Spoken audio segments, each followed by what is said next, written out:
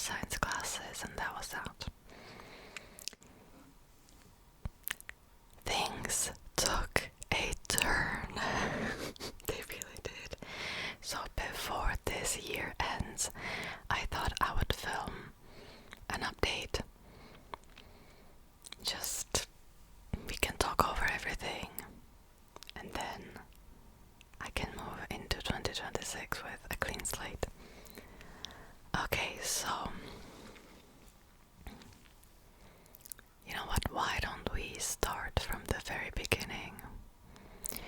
Some of you have heard this story, but for those of you who have not, about 3 years ago, I was really unhappy and I wanted to make some changes in my life. And part of it was the fact that I thought about returning to Korea for some time. And at that point I thought I was done. I thought I'm never going back. But something just came over me and I thought, what if I try again? And the easiest way to get a visa is through school, or student visa, I should say. And that's when I thought about, well, I mean, I liked studying Korean. What if I study Korean for a couple of years and then I'll see, right? Maybe I'll want to come back. Maybe I'll stay for a couple of years longer. Who knows? Who knows, right? But initially, I needed to have a lot of money saved up for my studies because I know how difficult it is to get a part-time job if you're studying, and it's this whole thing, like you have to deal with immigration and blah blah blah. So I just wanted to have money saved up for that time, and that was easier said than done because I needed about, I know you're curious about this, $50,000 saved up, roughly, ideally 60 or 70, but yeah, and that's living in a country that has average wage $27,000 yearly, and most young people don't even have that. So not the easiest thing, right? However, I thought that I could do that without any changes. I thought that it will be possible. However, I've experienced a lot of setbacks. One of it was the fact that the company I was working for went bankrupt and they were owing me wages for the last few months. I never saw some of that money, by the way. And then of course I had to search for a new job, and it was a lot, right?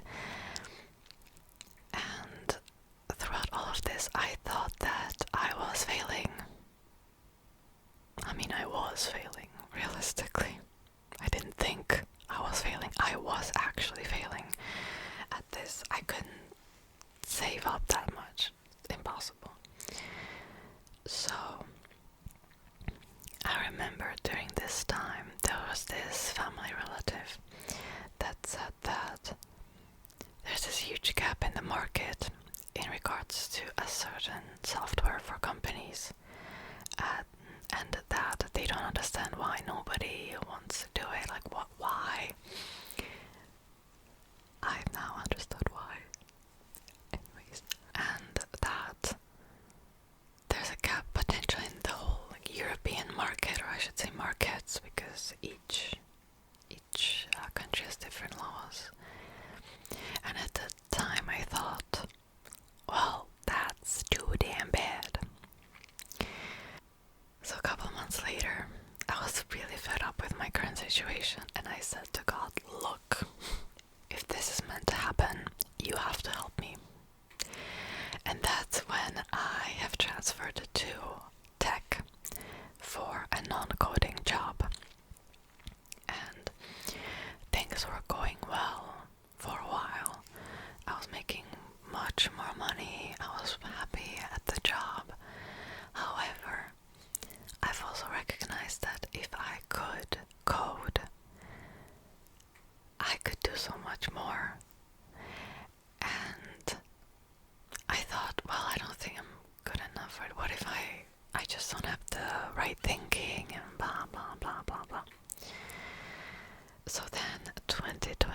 2025 happened, right? January.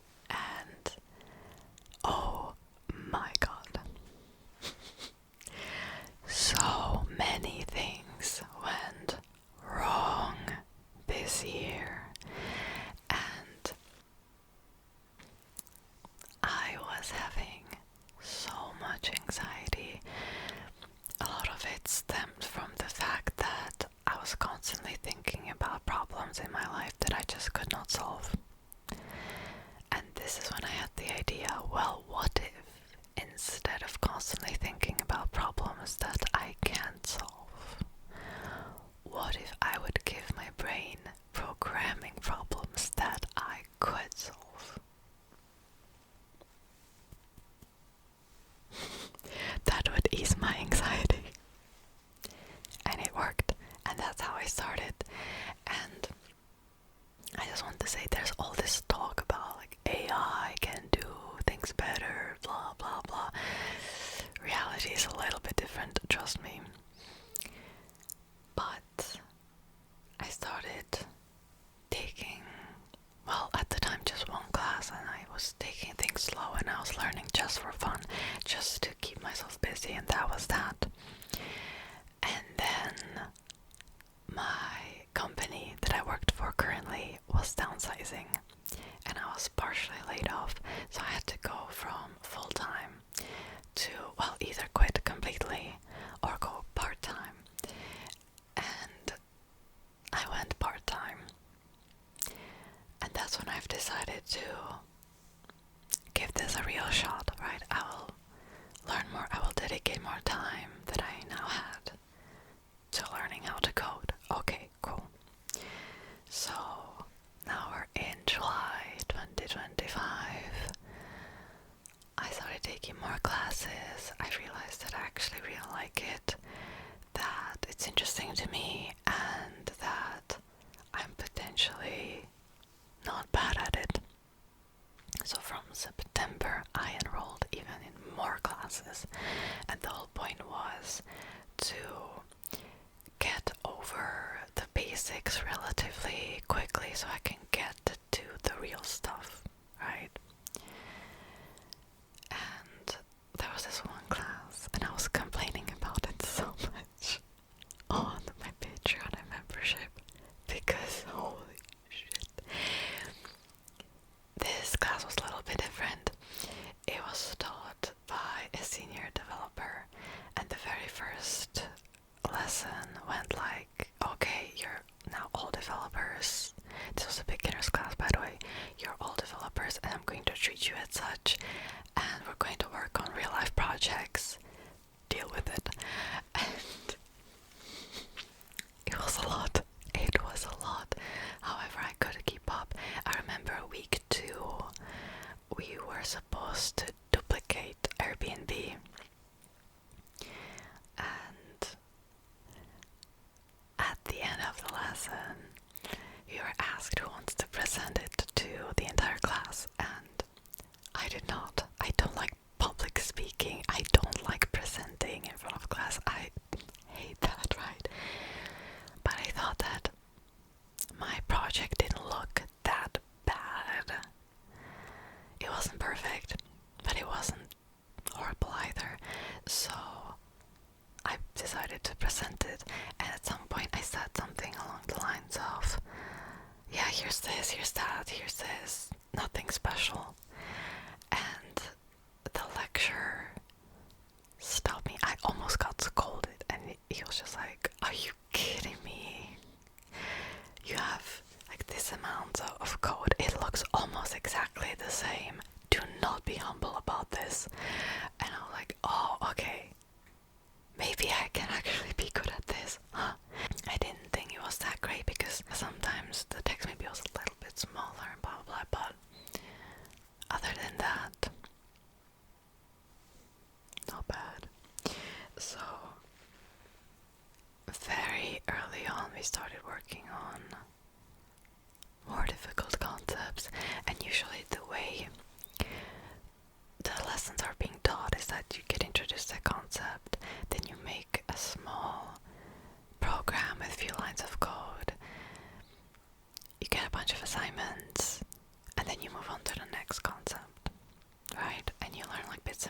this, whereas this was like, okay, here's how it's done in real life, we're going to do that, how it's done in real life, deal with it.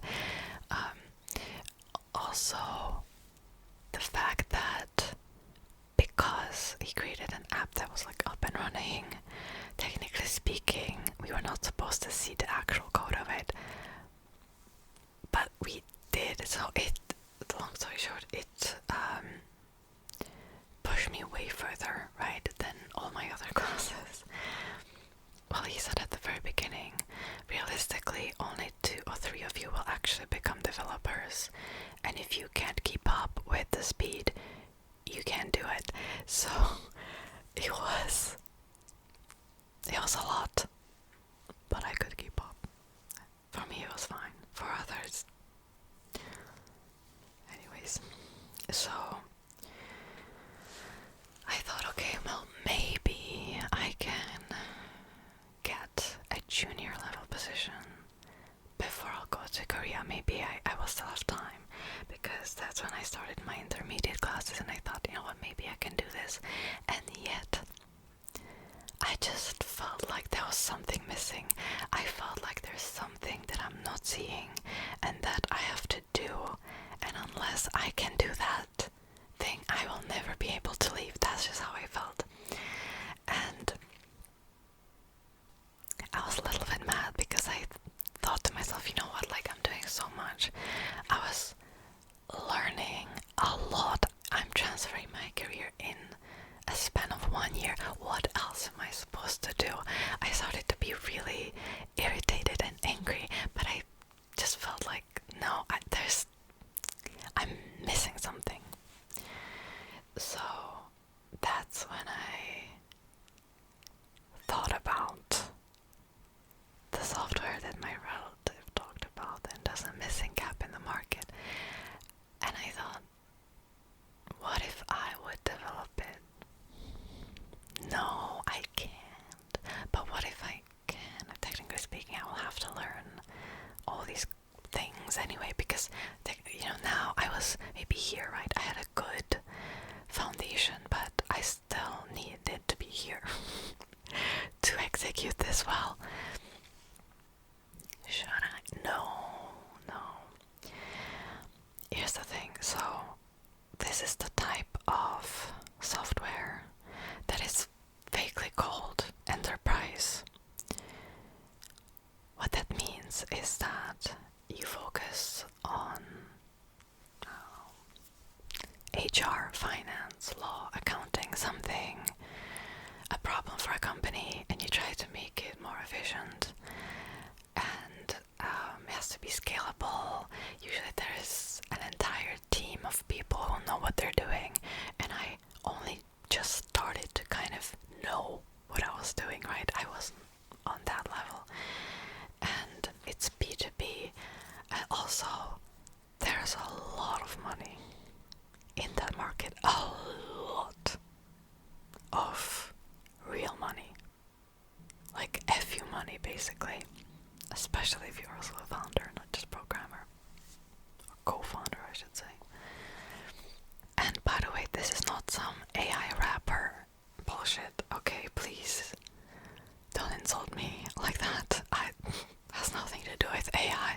This is real math and real accounting and real law, okay? Just putting it out there for those who are like, oh, it's another AI startup. No. And I just kept thinking, no, I'm not good enough for that. There's no way, right? I should get a junior level position, which I thought I could still do. The market here is not as in America, so.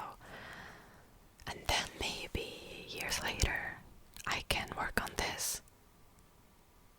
But I don't have years. So then more bad things happened, and this was just a month ago.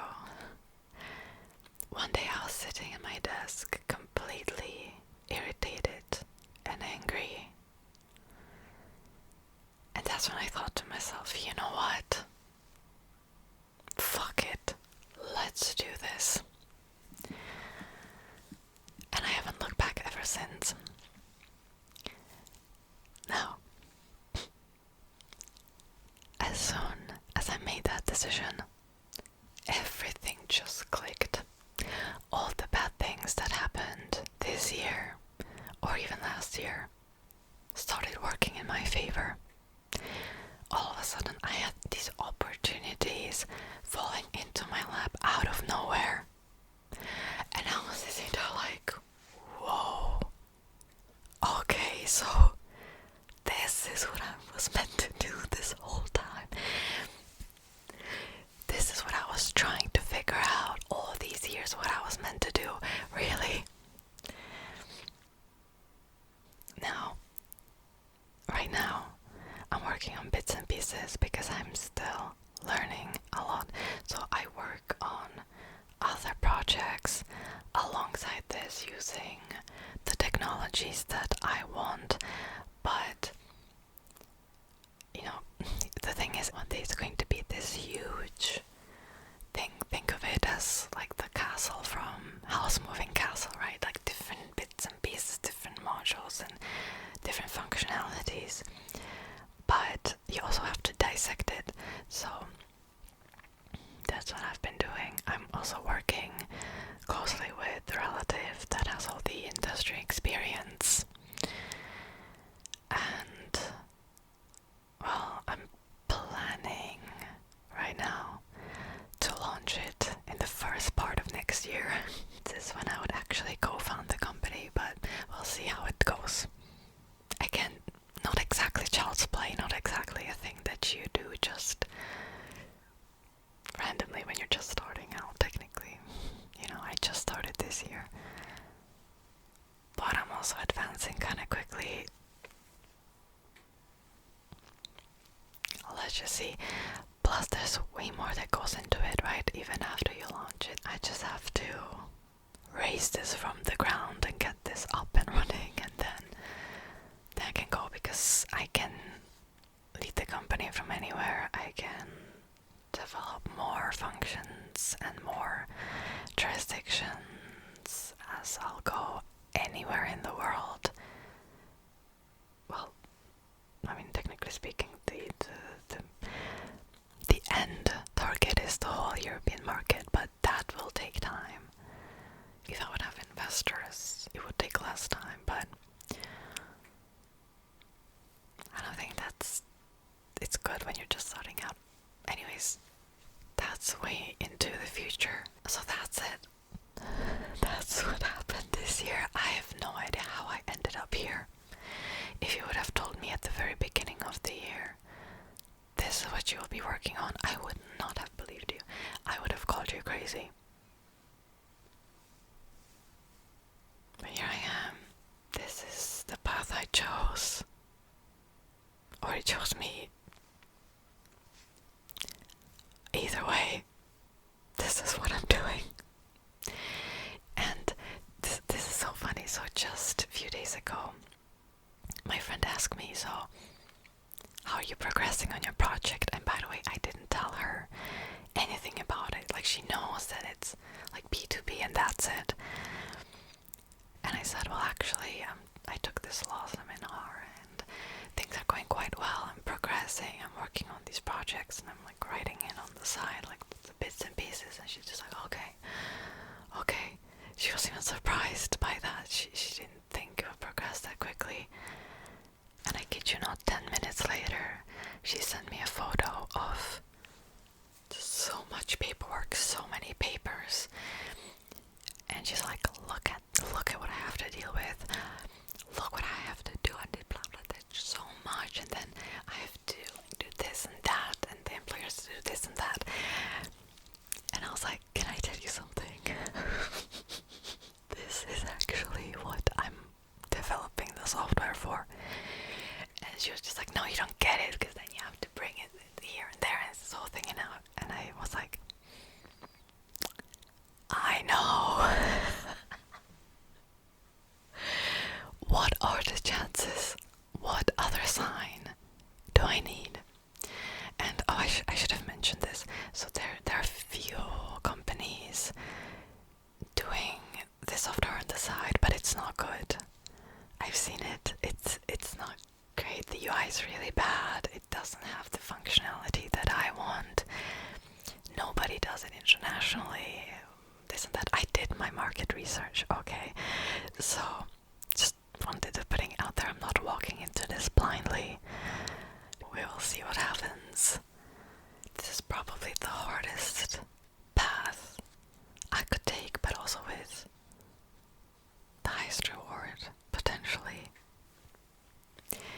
Anyways, so because of this, there's no way I can come back to my YouTube channel.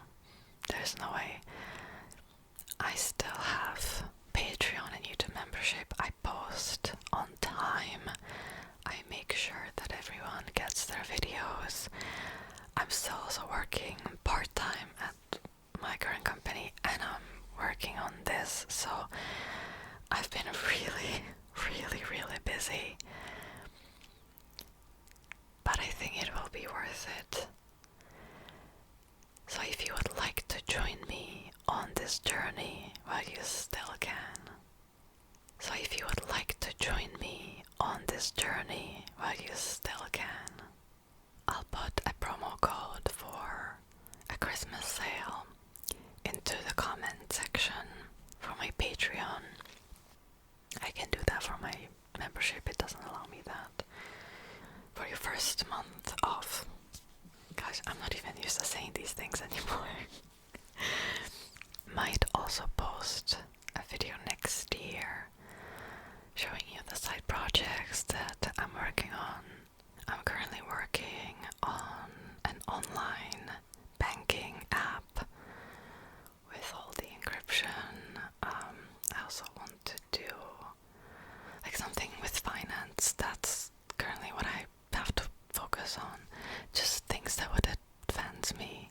I'm also thinking about doing duplicates of YouTube, for example, or Spotify.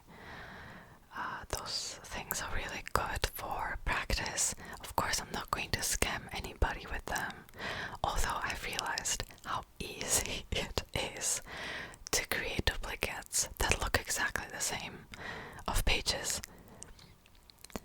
But I'm not a scammer, okay? And I should also say that it changed a little bit. It used to be it used to be one ramble and 2 different videos. Now it's 2 rambles a month, 1 other video, and also an upper tier for those who want. But the rambles usually take, well, at least 45 minutes, but it usually takes about an hour for me to talk about everything that has happened. So I changed a little bit. I'll keep the price, which is now $3.5 a month, the lowest tier. Anyways, that's it. Happy holidays, everybody. Happy New Year. I hope that 2025 has been treating you well. I don't think 2025 treated me well, but at least it put me on the right path, I guess. There's one more thing that I wanted to say before I'll go. It feels like all these great things are happening to me, but actually I would say that 2025 was one of the worst years of my life.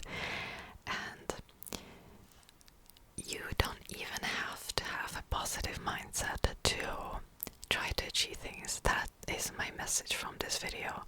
Once you learn how to use the bad things happening in your life, the mental health issues, the anxiety, the depression, and use it to fuel your passions, you'll be unstoppable. I've been doing this for years actually. Whenever I was having a hard time, I would pick up a new skill, learn a new language, and I would, in a way, distract myself. But in the process, I would better myself that way. And you don't even really have to believe in yourself too much. You can just do things out of spite. You can just say, you know what? I don't believe in myself, but if others are telling me that I can't do something, I'm going to prove them wrong.